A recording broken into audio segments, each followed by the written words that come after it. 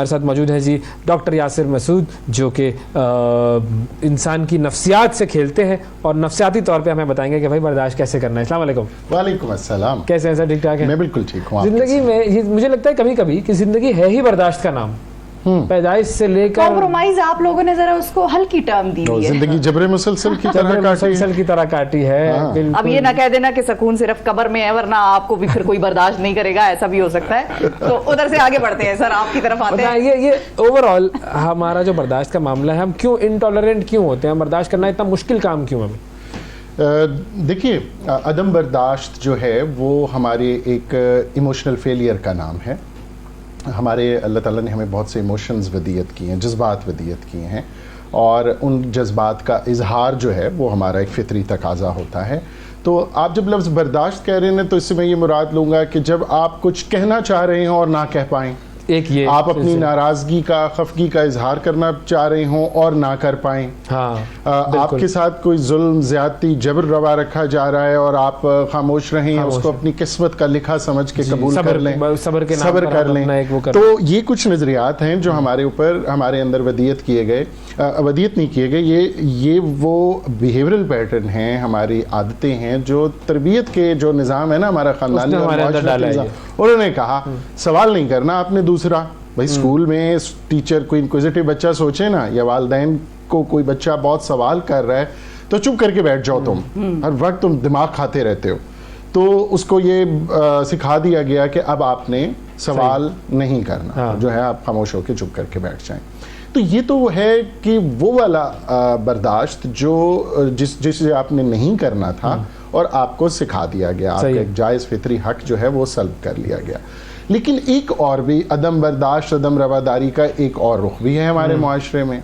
वो बर्दाश्त, जिस तरह बर्दाश्त किए जाना किसी ज़्यादती को ना हक होना है, इसी तरह किसी बात जिसको तस्लीम किया जाए, एक्सेप्ट किया जाए, कबूल किया जाए, और उस पर आप अदम बर्दाश्त और अदम रवादारी का जो मुज़ाहिरा करते हैं तो वो दूसरी एक्सट्रीम है। अच्छा, मिसाल के तौर पे ट्रैफिक कवानीन, उनको बर्दाश्त करें ना जी, करना चाहिए। लंबी लाइन लग गई, आपकी 18वीं गाड़ी है तो खड़े हो ना, फिर पी ना करें, दूसरी लाइन भी ना बनाएं। हाँ। तो यहाँ तो बर्दाश्त करना है ना, कवानीन को आपने बर्दाश्त करना।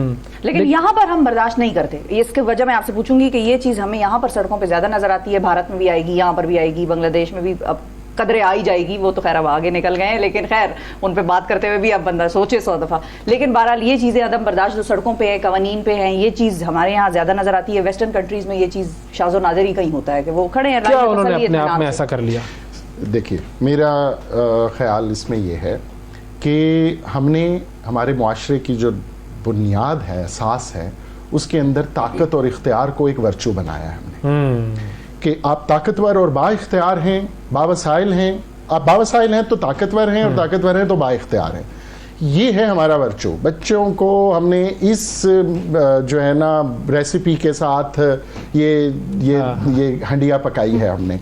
अच्छा, उसके बाद अब हम सड़क पर, दफ्तर में, ज़िंदगी के हर मामले में ना हमारी कोशिश होती है कि हम इस इख्तियार को और ताकत को ज़्यादा से ज़्यादा अपने काबू में भी लाएं और उसको इस्तेमाल भी करें। ताकत का इस्तेमाल ये यूज ऑफ पावर नहीं होता, अब्यूज ऑफ पावर होता है। पावर बहुत पावरफुल आदमी के अंदर जो ह्यूमिलिटी होती है और जो वो अपने उस एक्सरसाइज करता है, वो उसको ताकत के अब्यूज तक नहीं लेके जाती। जब आपने समझा मैं ताकतवर होना है, मुझे इस ख्वाहिश के ज़ेरे असर आप परवान चढ़े तो आप अब्यूज करेंगे। अच्छा, दूसरा रुख भी इसका बड़ा दिलचस्प है।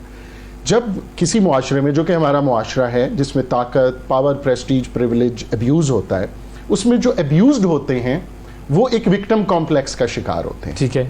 अच्छा, मजलूमियत भी इख्तियार और ताकत की नहीं, लेकिन एक तो है ना मजलूम होना, एक्सप्लॉइट होती है। मजलूमियत के नतीजे में ताकत की और इख्तियार की हिर्स, तमा, लालच और बढ़ जाती है। ठीक है, सही है। Right, if I am abused by absolute power, I will try to acquire power, and when I will have one, I will be a bigger abuser.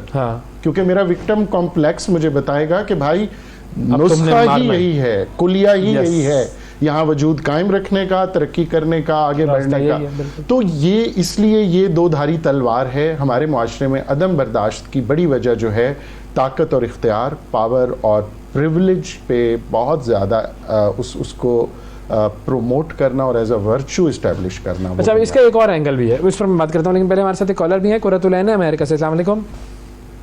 अस्सलाम वालेकुम। जी कुरतुलैन, बिल्कुल ठीक, फरमाइए जी। मेरा ये कहना है स्टूडियो में आवाज।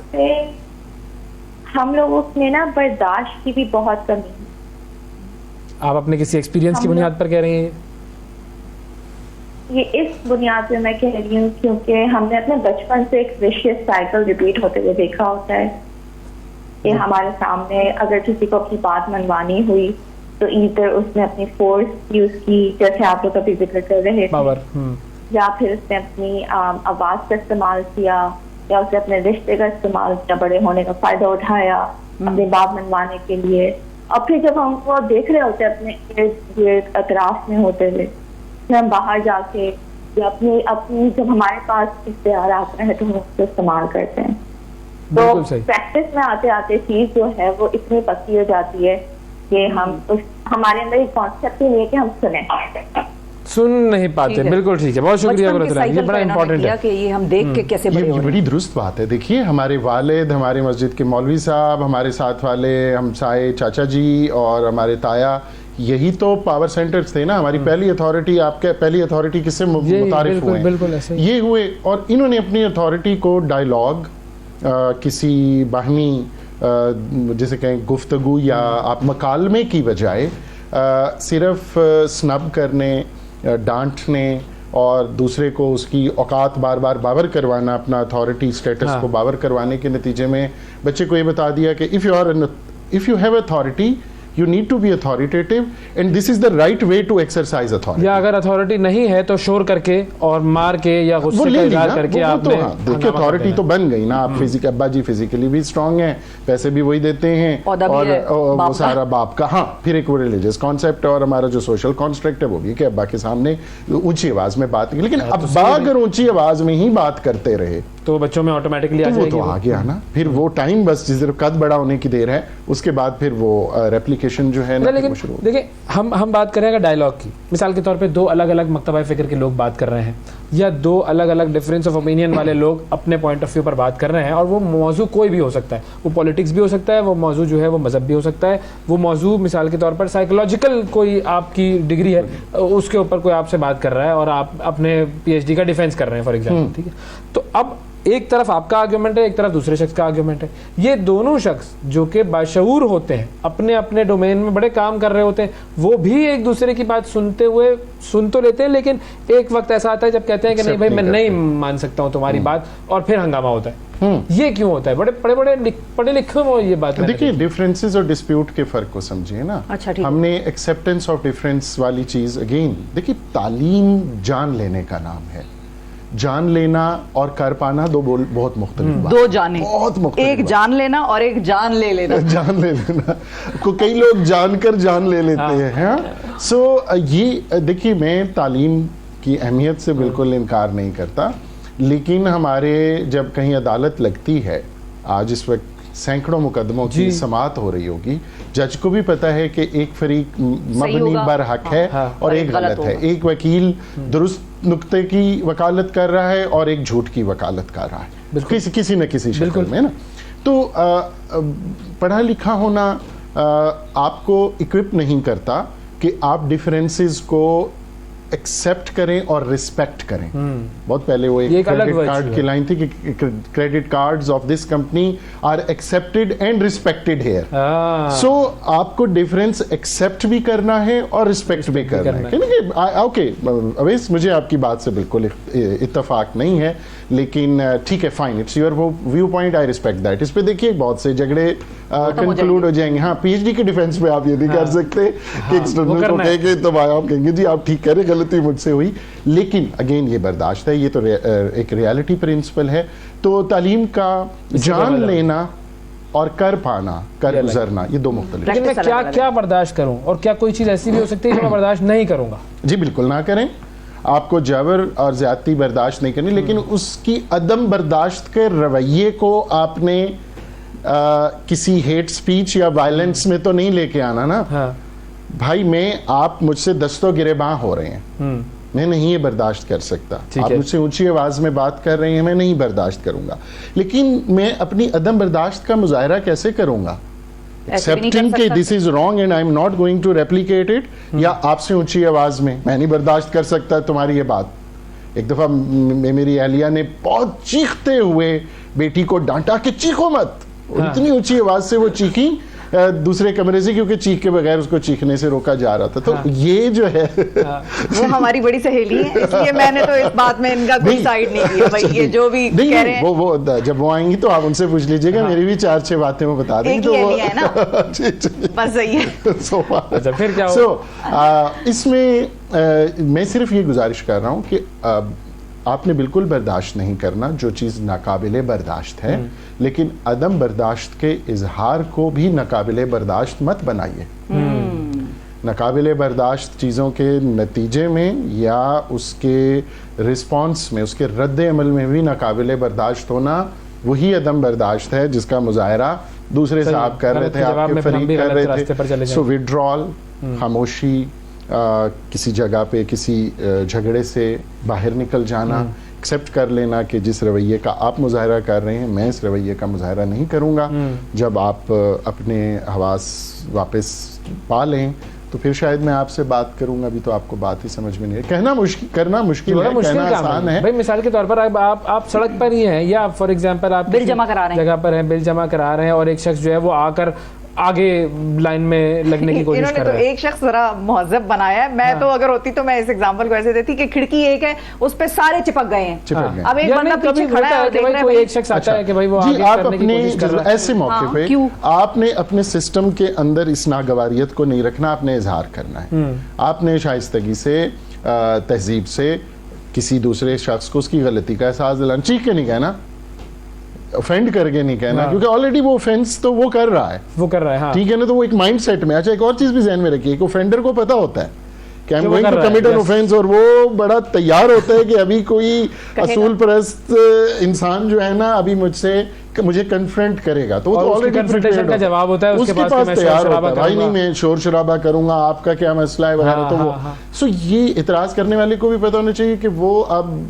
जो है ना मेंटली, इमोशनली, आगे से कुछ आएगा उस पर। Ideologically Yes। कमिटेड कर चुका है ये ऑफेंस करना। आप अपना इजहार जरूर करें और उसके नतीजे में देखिए। और मैंने देखा है बाज़ औक़ात, अक्सर औक़ात मैंने देखा कि अगर आप मिसाल के तौर पर आपकी गाड़ी को किसी ने साइड मारी और आपने अगर बहुत ऑफेंसिव वे में उसको उसकी गलती का इजहार किया तो वो उधर से आएगा। मैंने कई दफ़ा देखा कि अगर आप अपने रोड रेज को कंट्रोल करके सिर्फ के जनाब ये वाला आप पोस्चर दें कि मुझे आपकी बात ठीक नहीं लगी, तो दूसरी तरफ से भी माजरत आने के इम्कानात बढ़ जाते हैं, ठीक है ना। सो आप अपने सिस्टम से निकाल दें, अपनी नागवारियत का इजहार करें। अगर वो साथ समझ जाएं तो ठीक है, वरना चूंकि उनकी तरबियत की जिम्मेदारी जिन 2-4 लोगों पे थी, अगर वो नहीं कर सके तो आप क्या कर इतने मुख्तसर वक्फे में आप तो नहीं उनकी तरबियत कर सकेंगे ना, तहजीब नफ्स तो नहीं हो सके। पेशे का कितना अमल दखल होता है अदम बर्दाश्त या बर्दाश्त कर लेने में? मसलन मुख्तलिफ मतलब एंकर मिसाल बर्दाश्त के कर तौर सकता है या पे, नहीं कर मिसाल के सकता तौर पे टीचर है, टीचर में वो बर्दाश्त का लेवल जरा होता है। वो हमने देखा है कि भाई वो 40 बच्चों की क्लास को डील कर रही है, वो हल्का फुल्का कोई खुसर पुसर लगा है, एक दफा इग्नोर कर देगी, 2 दफा इग्नोर कर देगी, 3 दफा, चौथी दफा कहेगी क्लास से बाहर। डॉक्टर अलग है, पुलिस की हम बात कर रहे थे पिछले कुछ दिनों में। इसकी एक एग्जांपल देता हूँ। आप कॉल सेंटर्स जो हमारे किसी भी बैंक के हों, टेलीकॉम कंपनीज के हों, आप जो हमारे फास्ट फूड रेस्टोरेंट्स हैं, इनका जो काउंटर स्टाफ होता है, देखिए बहुत वेल ट्रेंड होता है। इनसे बहुत से लोग मिसबिहेव भी कर रहे हों तो भी आप देखिए कि इनकी तरफ से कस्टमर इज ऑलवेज राइट, ठीक है ना, they keep on smile respecting करके, यू, और वो करके बड़ी वो कोशिश करके बहुत कम आप देखेंगे कि they will lose their temper. Profession का तो नहीं, ट्रेनिंग का अमल दखल सही है। आपको बहुत जल्दी जो है ना अपसेट हो जाने वाले डॉक्टर्स, टीचर्स, वो भी मिलेंगे, खड़ूस कहते हैं कह लीजिए। हाँ, ये हम कहते हैं वो आपको मिलेंगे। लेकिन देखिए सोचिए, एयर ट्रैफिक कंट्रोलर, हाँ, उसको कितना कंपोज्ड और कंट्रोल्ड होना होता है। या ट्रैफिक पुलिस वाला, या ट्रैफिक पुलिस वाला बेचारा उसकी है। अच्छा, अब ट्रैफिक पुलिस की मैं बड़ी एक एग्जांपल देना चाहूंगा। आपकी जो हाईवे मोटरवे ट्रैफिक पुलिस है, NHMP, इनमें आप बड़ा जबरदस्त बर्दाश्त देखेंगे। ट्रेनिंग है उनकी, आप उनकी ट्रेनिंग है। लेकिन दूसरी जो पुलिस है, जो जिनके तानों से हाथी चीखता हुआ निकलेगा कि मैं घोड़ा हूं, मैं घोड़ा हूं, वो वहां तो और मामला होगा ना। उनको डील ज्यादा लोगों से करना पड़ता है, इस मुझे वजह से नाजरीन प्रेस कॉन्फ्रेंस याद आ गई, खुदा की कसम। फिर आपको कोई बर्दाश्त नहीं करेगा, फिर आप कहेंगे बर्दाश्त। हाथी अंदर गया और घोड़ा बाहर निकला, मैं घोड़ा हूँ, घोड़ा। घोड़ा अंदर गया और हाथी निकला। सही है, जो बर्दाश्त- सही है। तेरी वो क्या तेरा हुस्न करिश्मा साज करे, तो बस होता रहेगा इस तरीके से। लेकिन बाकी अहम चीज़ है कि बर्दाश्त Training, करना है। लेकिन मेरे लिए टेक होम मैसेज जो था वो ये था कि बर्दाश्त अगर ना भी करो तो उस तरीके से अपनी बर्दाश्त या नागवारी का इजहार ना करो जिस तरीके से वो सामने वाला कर रहा है। कर जरूर दो, करी कीजिए जरूर, ये आपका जरूरी है, हक वरना अंदर ही अंदर ये वो आपका पकता हक है, ये आपका हक है। क्योंकि उस सिचुएशन में नहीं करेंगे तो फिर जब घर जाएंगे तो नाक चढ़ी Displacement होगी, होगी, गुस्सा हाँ। होगा, वो किसी और पे निकल जाएगा, बच्चे पे, बेगम पे वगैरह वगैरह। तो उस जगह कर दें लेकिन तरीके से। बिल्कुल ठीक है जी। चलें जी, ये अहम हमने नुक्ता सीखा। थैंक यू जी, बहुत शुक्रिया अदा करेंगे, आपका वक्त दिया आपने सर।